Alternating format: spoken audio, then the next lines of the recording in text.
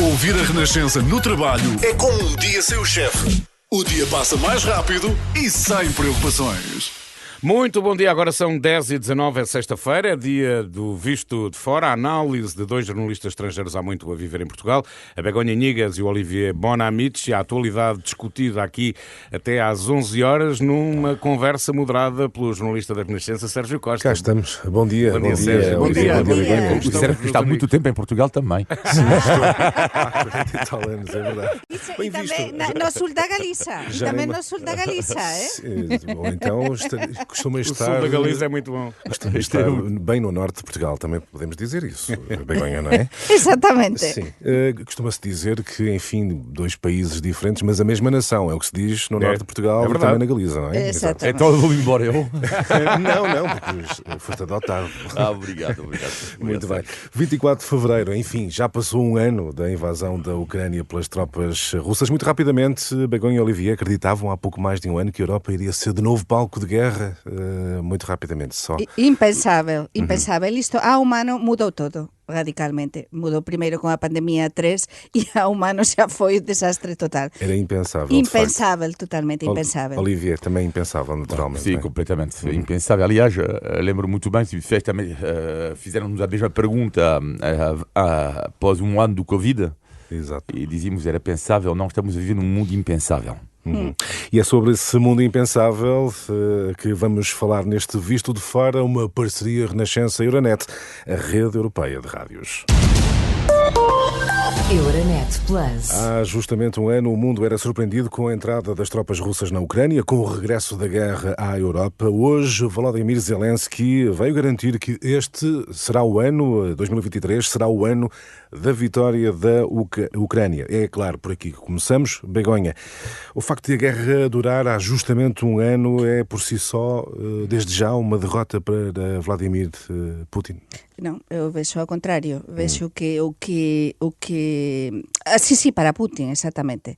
Para Putin, exato. É uma derrota total para o Putin, porque ele pensava, quando invadiu a Ucrânia, e sabemos isso, certamente, que ia ser algo muito rápido, que a Ucrânia, pronto, que ia ser para ele como um rebusado, não é? Assim, rapidamente, que ia comer e engolir. Mas não foi assim, teve de engolir e está a engolir toda a força da comunidade internacional e a nosa união. Acho que a Europa fica muito mais forte desde há um ano. Estamos todos unidos para ajudar a Ucrânia. Portanto, está a ser uma derrota por enquanto, para Putin, porque isto ainda estamos no conflito. E é imprevisível. É imprevisível e temos de ter cuidado também com as palavras. Olivier, poderá ser esse o sinal positivo, se é que podemos tirar algo de positivo de uma guerra, mas será esse o sinal positivo que podemos retirar deste conflito? Afinal, a Rússia não será até tão poderosa como se julgava e há esse renovado esforço de união no espaço europeu? Sim, eu acho que há uma resistência ucraniana que era também, eu acho, impensável há um ano atrás. A resistência, esta resiliência dos ucranianos e também, de uma certa forma, a união da União Europeia. É evidente que há algumas pequenas divisões, no caso da Hungria, por exemplo, mas de uma forma global, a União Europeia mostrou-se unida. Isto é muito importante. E é por causa também desta união, acho eu, que o que me marcou imenso nos discursos de Vladimir Putin é que ele quase não falou da Ucrânia. Ou seja, o inimigo, para ele, não é, já é, no discurso, já é o Ocidente. Exato.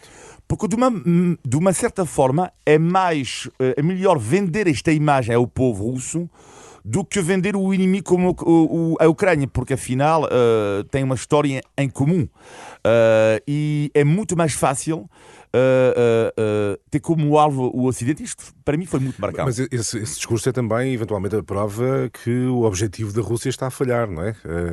Ao apontar o Ocidente como inimigo, culpabiliza o Ocidente pelas ações militares, ou seja, o discurso não muda muito ao fim de um ano.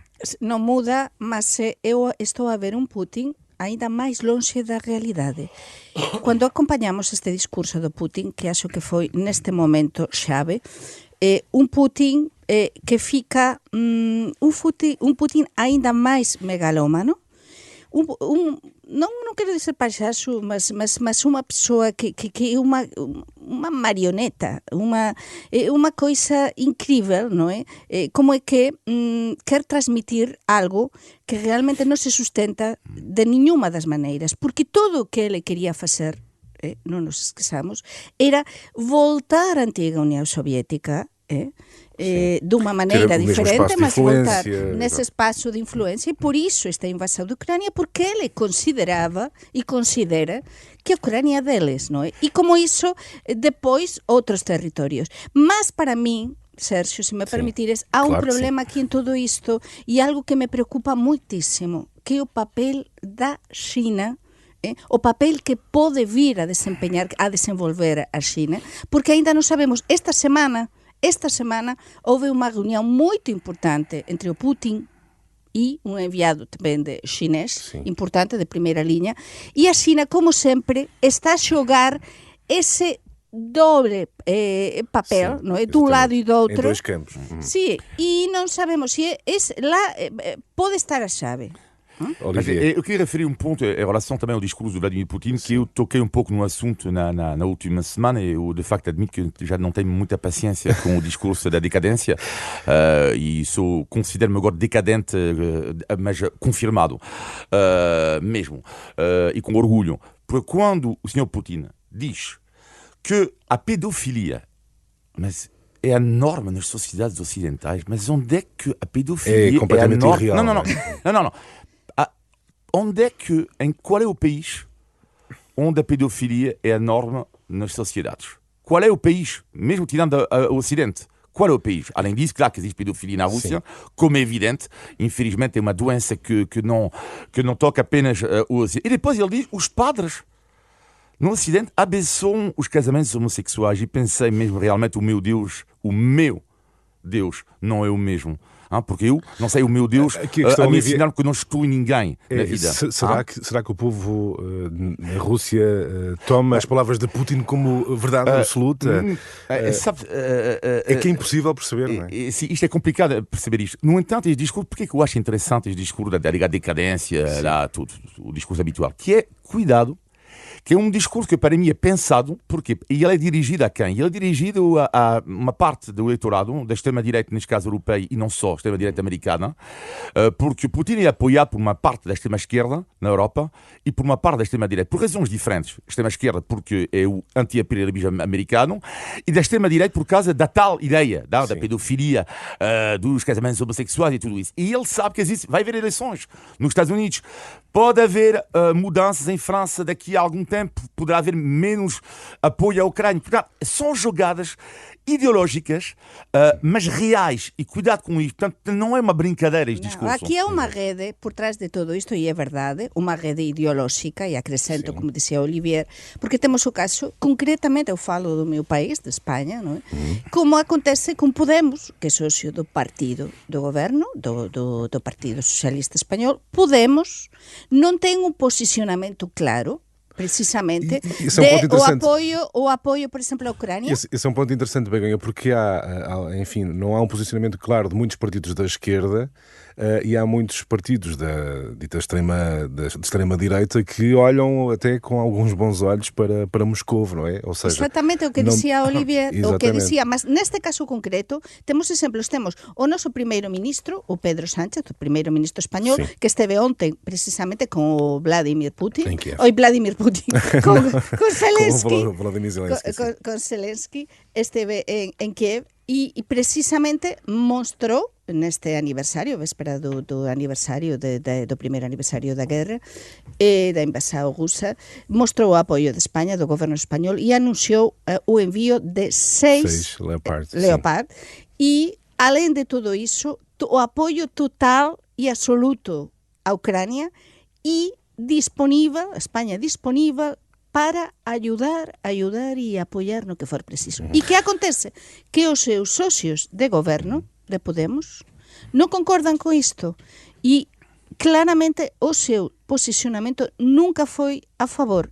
E então é no único no que o Pedro Sánchez diz: não, isto vou eu pelo Certo. meu caminho, porque temos de apoiar a Ucrânia. Olivia, há outro ponto do discurso de Vladimir Putin em que ele anuncia a suspensão da participação russa do tratado nuclear. Que leitura é que fazes?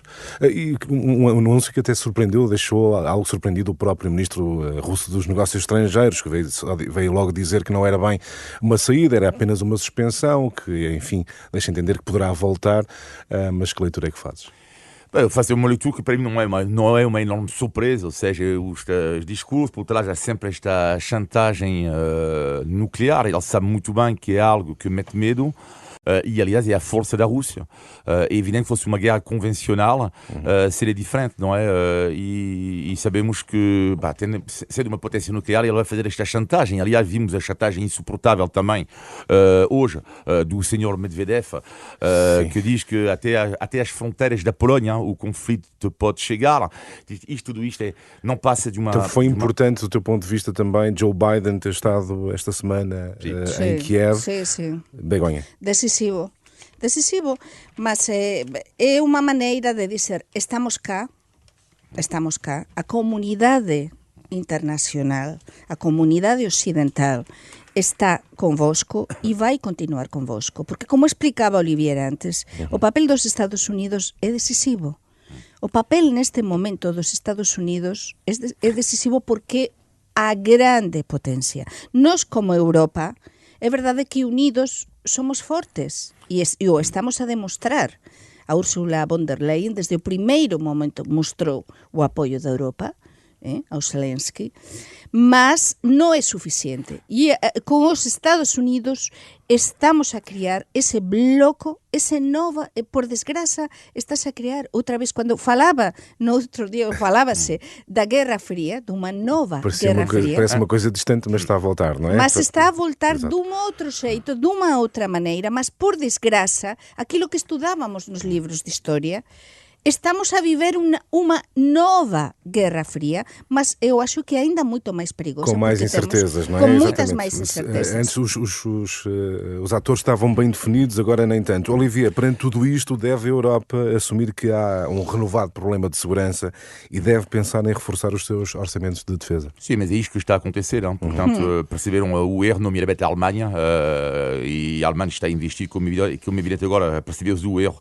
Mas o problema não é apenas o dinheiro, porque é também a questão de produção de armas, não é? Tu podes ter dinheiro, mas onde é que tu vais produzir as armas a curto prazo? É muito complicado, porque há um atraso, claramente, em relação a isso. Mas eu queria acrescentar lá que me marcou imensamente no conflito esta semana, que é para mim o balanço também da guerra, que é a votação nas Nações Unidas, porque é a prova. Nós temos que ter muito cuidado que Putin, a ideia de Putin e Xi Jinping é criar uma nova ordem mundial. Exatamente. Eu não sei se eles conseguiram, no entanto, há um redesenho bastante interessante, que é, nós não podemos cair no erro que a nossa visão do mundo é partilhada pela maioria do planeta. Não é verdade. É verdade. Não é verdade. E mais, nós não precisamos esquecer, Sérgio, desculpe interromper, mas não precisamos esquecer que os Estados Unidos e os seus aliados, lembro muito bem desta cimeira inacreditável entre Bush, Blair, Aznar e companhia, tomaram algumas liberdades com o direito internacional. É preciso não esquecer isso. E o mundo não se esqueceu desta cimeira. Não se esqueceu da guerra no Iraque. E é preciso ver também que, olhando para os países que se abstiveram ou que votaram contra, muitos países são países africanos e países asiáticos de peso. E, portanto, a nossa visão não é a visão global do mundo. E é por isso, só para terminar, que o que é mais do que importante, sobretudo agora, é a chamada diplomacia. A diplomacia, ela é essencial, sem entrar também no histerismo anti-bloco, por assim dizer.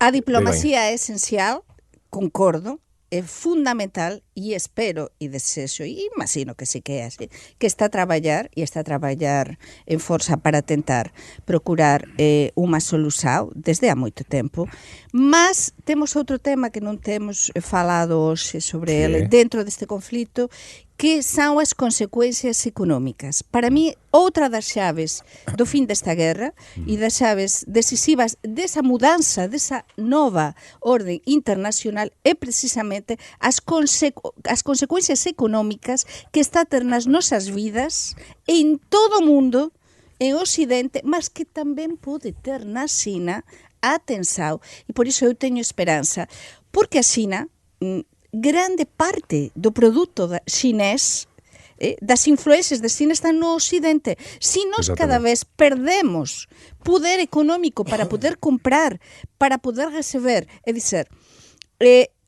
esta economia, esta nova economia, porque está a mudar tudo nas nossas vidas. Mas não pode promover uma reaproximação do ponto de vista económico aos Estados Unidos? Portugal é um exemplo, enfim, o Vistos Gold com vários empresários russos a entrar em Portugal, enfim, grandes empresas com capital chinês.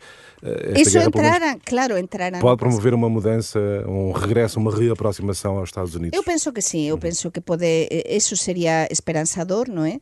E depois, mas até onde é que vamos chegar? Porque estamos a sofrer nos nosos bolsos qualquer pessoa, e se nem digamos as nossas economias a nível global e a nível nacional, e non sabemos que é o seguinte, de aquí a un ano non sabemos como é que isto vai estar. O estamos a ver no crédito a habitação, estamos a ver na inflação, o estamos a ver en todo. Vamos ter de nos ajustar ainda máis a todos os níveis e tamén as políticas nacionais, europeias, en fin. Por iso esta nova orden tamén pasa por uma crise, eu acho que também até uma crise de princípios, uma crise de reformulação de muitas coisas e, sem dúvida, estamos às portas de uma mudança impressionante. Falaste, Begonha, de habitação, e habitação será um dos temas nacionais que iremos debater já a seguir neste espaço de análise. Relembro que o Visto de Fora é uma parceria Renascença e Euronet, a rede europeia de rádios. Euronet Plus. Avançamos assim para a análise dos assuntos nacionais. Temos que retomar o tema habitação. Esta semana a ministra Marina Gonçalves, em entrevista à Renascença e Jornal Público, anunciou o congelamento definitivo das rendas mais antigas de contratos anteriores a 1990. A minha pergunta, Olivier, será a melhor estratégia para revitalizar o setor? Não estará a frustrar as expectativas de quem teria outros planos para uma determinada habitação? É a melhor estratégia? Do teu ponto de vista? Para já é uma estratégia, o que não é mau. Não é mau. É uma estratégia, porque, como disse na última semana, é bom haver algumas reformas. Agora, se elas vão ser eficazes ou não, vamos ver. Agora, o que nesta medida eu acho que é uma medida boa por um lado e que não me convence do outro, boa porque, de facto, as pessoas idosas têm absolutamente que ser protegidas. Isto não é possível, porque senão daqui a 20 anos já temos uma pessoa idosa a viver numa cidade. Porque como é que vai... Agora, onde é que ela não me convence esta medida? Tem que haver absolutamente uma questão em relação ao rendimento. É que uma pessoa idosa que ganha 400 euros por mês não tem nada a ver com uma pessoa idosa que recebe uma reforma de 2.500. Certo. É isso que não me convence. Sim, em Espanha há anos, Sergio, que para que saibamos os nosos ouvintes, que se congelaram, mas há muitos anos, as rendas antigas. Eu lembro-me de cidades que conheço bem. E qual é o efeito dessa medida? O efeito foi muito bom, mas é verdade que se protegeu as pessoas idosas e se protegeu também a mais, digamos, cobertura social. Estamos a falar de há 20 anos, provavelmente. Mas neste caso, acrescento também o que dizia o Olivier, e concordo com ele, que temos de proteger estas pessoas, as pessoas mais vulneráveis, que neste caso, sobretudo, são idosas. Eu falo, por exemplo, do meu bairro, em Campo de Urique, não é? Estas rendas antigas, por isso, vamos ter... Portugal está preparado para ter essa fiscalização, para ter essa logística, para pôr em marcha essa logística de proteção aos mais vulneráveis e também, ao mesmo tempo, de tirar essas rendas antigas, que parece-me muito bem, porque não é justo que umas pessoas estejam a pagar, por exemplo, están de aluguer há muitos anos, uma família normal, com uma renda normal de carácter médio, e este a pagar pouquíssimo, e o vizinho do apartamento mesmo porta con porta, a pagar 5, 6, 7 ou 20 veces máis, non é? Este control debe existir, mas no momento de comenzar de se pôr en marcha esta norma, tense de estar tudo isto muito, muito seguro e muito protegidas todas as pessoas mais vulneráveis. Este é um bom ponto, Olivia, também, porque a Ministra assegura, por outro lado, que haverá ainda uma compensação aos senhorios, aos proprietários, mas é uma compensação ainda em estudo. Não deveria já estar tudo definido? É uma falha a forma como o estudo está a ser apresentado? com todo o amor para Portugal, sabemos como é que o país funciona, certo? Devias saber melhor do que eu. Mas calma a mim perguntar. A mim não me surpreende nada. Aliás, mesmo sobre o alojamento local, as notícias é que afinal, pode haver algumas mudanças e tudo isso. Bom, ok. Bom, uma proposta. Bom, agora, o que é que me marcou neste projeto, neste debate a Portugal sobre a habitação, e lá está, porque o programa chama-se Visto de Fora. Sim. Eu olhando Visto de Fora, o que é muito... Estás a falar das reações. Das reações em geral, o que é interessante, é que eu considero que Portugal é um país, sempre achei, um país clubista, que tem a ver com o futebol e tem a ver com a política também, que é uma espécie de histerismo non-stop em relação à questão do marcante ideológico. E quando o governo anunciou algumas medidas, não é? Logo que foi... algumas pessoas disseram leninista. E a mesma coisa acontece quando é uma medida de direita e depois as pessoas da esquerda dizem fascista. Isto é inacreditável. Deixa-me dar aqui uma nota sobre o arrendamento coercivo, que foi o que mais polémica motivou. A ministra, na entrevista à Renascença e Jornal Público, disse que já está previsto na lei, e de facto está, e desde o Estado Novo, desde o tempo de Salazar. Mas na última semana também falei de algumas medidas do governo, de câmaras municipais em France de direita, digo bem, de direita, que tomam medidas fortíssimas de regulação do Estado. Portanto, onde é que está a questão do leninismo, do não sei o quê, do marxismo-leninismo, e quando eu acho um consenso na Europa, depois as medidas podem não funcionar. Não estou a defender esta medida do governo. Só estou a dizer que na Europa há um consenso claríssimo que tem que haver uma regulação do mercado. Isto é evidente. Mas além do tema ideológico, neste país que xa é o noso país de adoção, non é? Que gostamos tanto, Oliveira. Também consideras que há uma reação muito clubista em tudo? Sim, mas além de clubista, é un país de polémicas. Que sería Portugal? Que sería o noso querido Portugal sin polémicas? A minha pergunta é se tu achas que são um país se essas polémicas têm consequência.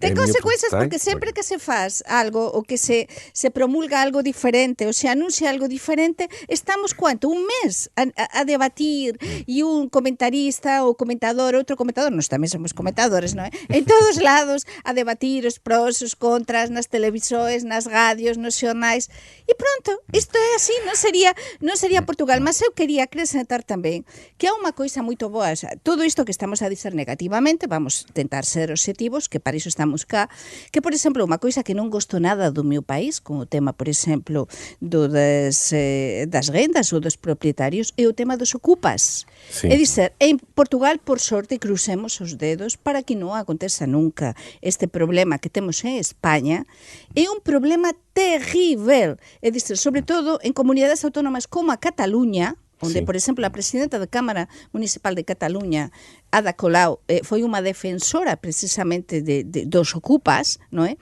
Há unha legislación en España que permite dos últimos anos, que permite, é dizer, que está sobre todo a dar moitos dereitos a estas persoas que ocupan as vivendas alheias. É um fenómeno que não tem expressão em Portugal. O que é incrível é que eu acho que a questão do alojamento vai ser a próxima bomba social na Europa. E já é um pouco, mas vai ser uma bomba social, que é, eu vou dar um exemplo concreto que acontece, que eu conheço em Lisboa, uma conhecida minha, dona de um bar em Lisboa, procura neste momento empregados, não é? Bom, ela paga a sua volta de 800 euros por mês. Ok, mas os jovens não querem trabalhar, com toda a razão. Então, mas 800 euros, onde é que vão alojar? Pois. Onde é que vão dormir? Portanto, depois ela falou procurar uma casa. 550, ou seja, tu vais viver com 200 euros por mês. Não, mas essa é a grande questão, é que neste momento já nem compensa. Se tu trabalhas no centro de Lisboa, não é? E depois vais viver onde vais...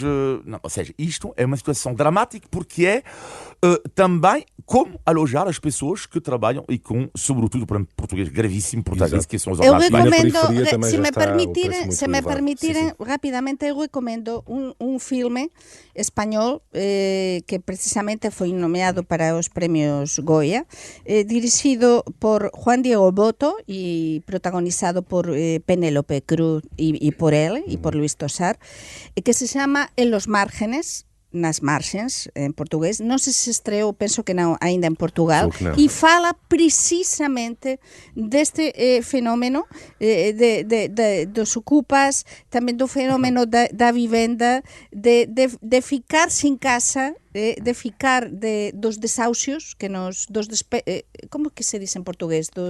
Cando ficas, por exemplo, non tens diñeiro para pagar a renda e ficas de fora, sin casa. Dos despexos, non é? Tudo iso, este filme explica moito ben esta problemática en España e eu recomendo. A tua proposta, Begonha, muito rapidamente, eu peço a uns segundinhos a cada um, só para olhar rapidamente para as mais recentes sondagens que mostram o empate técnico entre PS e PSD, uma subida da direita que garante maioria, mas com o Chega. Olivier, leitura destes dados e também um quadro de impopularidade no governo.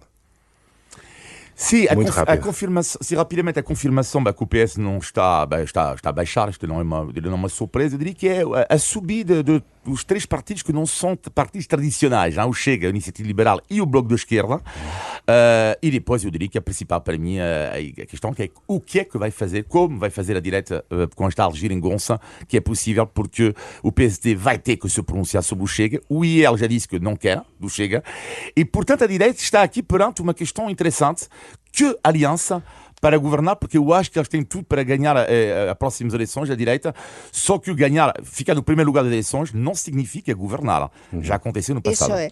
E outra coisa, que para mí o preocupante de todo isto non é que está a perder o Partido Socialista e que pronto, agora mesmo se tivésemos eleições gañaría, digamos, o bloque da direita ou de centro-direita.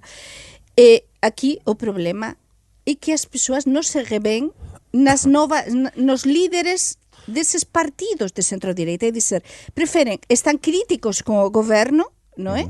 Co Antonio Costa, co goberno, mas non queren por enquanto esta mudanza, nin queren a mudanza de líder. Então é unha grande é unha grande contradição. Para mim, essa contradição tão típica em Portugal. Terá a ver com a forma como o PSD tem falado do Chega, de uma forma, enfim, muito titubeante. Sim, não é clara.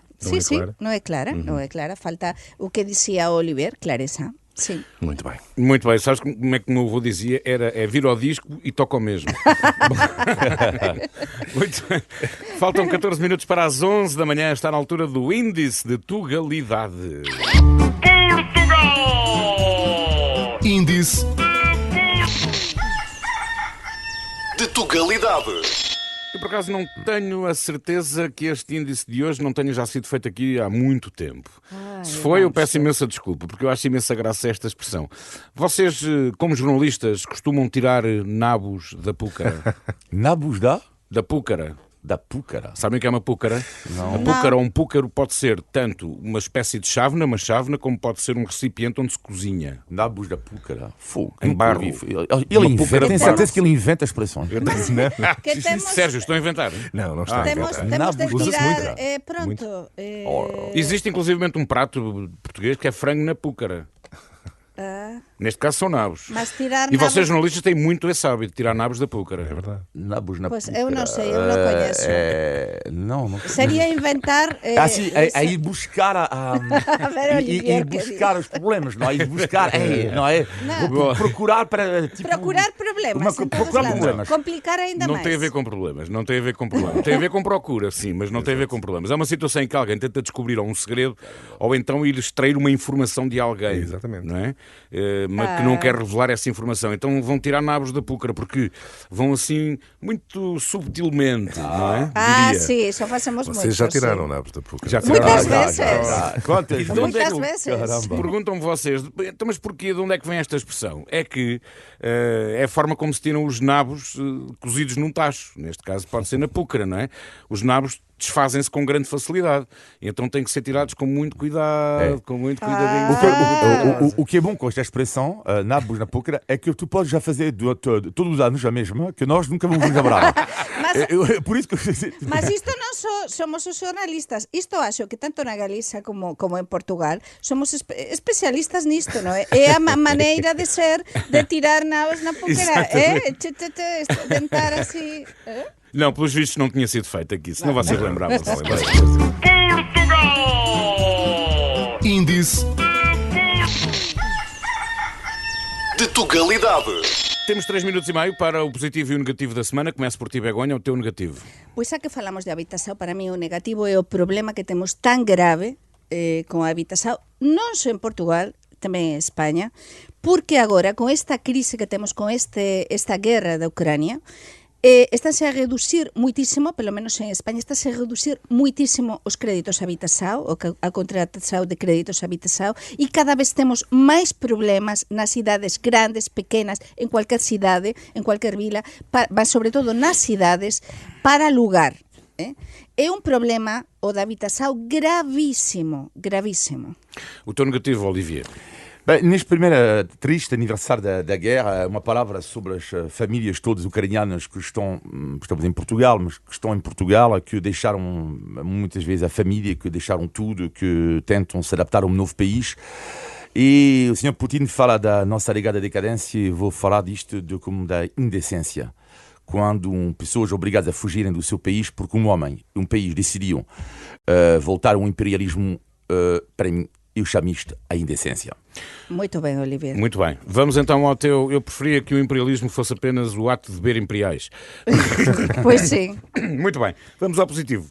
Pois o positivo é o premio do Parlamento Galego que se anunciou nesta semana, que vai, desta vez teño de falar sobre o meu novo traballo desde há un ano e tal, que porque recibemos a cooperación entre a Galiza e o norte de Portugal, foi escollida pelo Parlamento da Galiza, e estou a ficar arrepiada, como premio do Parlamento Galego de 2023 por esses máis de 40 anos de cooperación entre a Galiza e o norte de Portugal. E, colegas, receberemos esa medalla no día 4 de abril no Parlamento da Galiza. Muito bem, confirma parabéns. A grande proximidade, não só geográfica, mas Exatamente. cultural e linguística. Não é? Mesmo.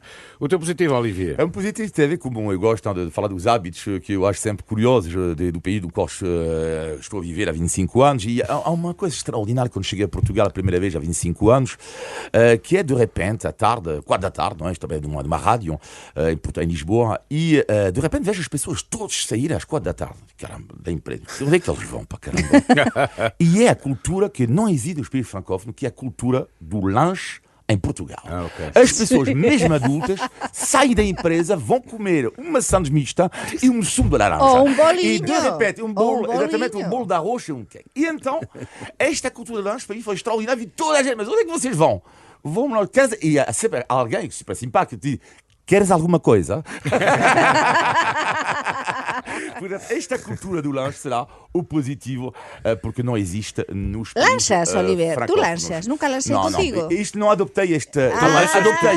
Eu também não. Nunca lanchei na minha vida. Os ingleses têm um chá das 5, não é? O Paulinho é que lancha bem. Não, mas devia, sabes? Porque assim fico muitas horas entre refeições Exato. e Claro. não é bom também, isso não é nada bom. Muito bem, Olivier Bonamici, Begonha Inigas, muito obrigado. Um grande abraço. Sérgio Costa, muito obrigado mais uma vez. bom Um dia fim de destes semana. tens que descer até aqui para vir ter connosco e fazermos Ou presencialmente. nós ir ao Ou norte. então venham todos ao Isso Porto. fica mais caro. Exatamente. Fica mais caro. Olha que a distância, Fica mais caro. distância é Não me importava nada, mesmo. adorava. E isto é centralismo lamentável. Exatamente, temos que ir ao Foi norte. centralista, Temos que ir ao lamentável. norte. Não vou entrar por aí, Isto vou é só uma dizer que a vergonha. distância é a Eu sou mesma contra e o o preço. centralismo e tu acabas de dizer alguma coisa lamentável. Vais ter que pedir desculpa agora em direto. Não, eu só queria dizer que a distância é a mesma, Paulino, e o preço também. Estou eu aqui a querer poupar dinheiro ao chefe.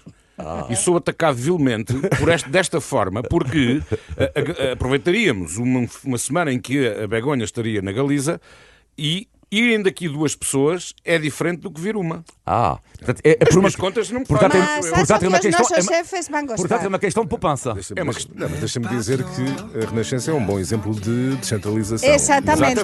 Muito bem. Ainda hoje às 3 da manhã foram em direto do Porto. Olha, Atenção. fica assim esse programa que vamos fazer desde Porto. Bom fim de semana, obrigado. Bom fim de semana.